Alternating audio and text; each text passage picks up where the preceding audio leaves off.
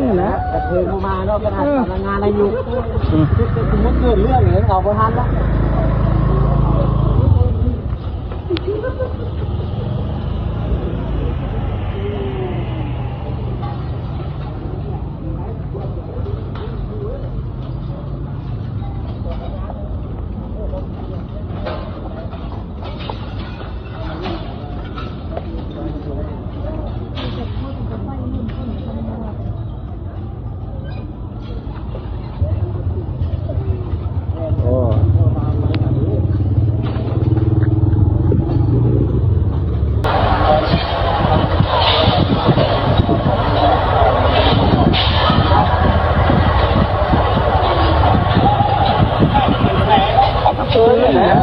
มาเราก็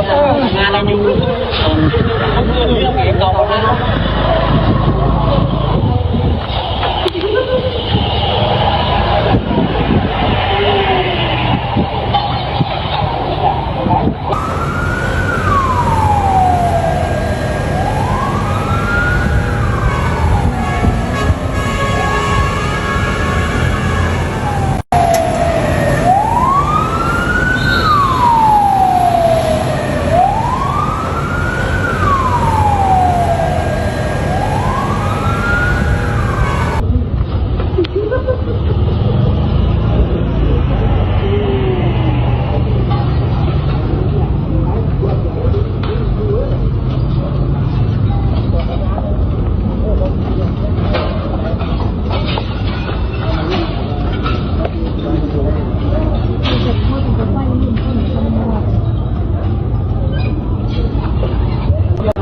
งานอะไรอยู่คือมันเกิดเรื่องอย่างนี้เอาไปทันแล้ว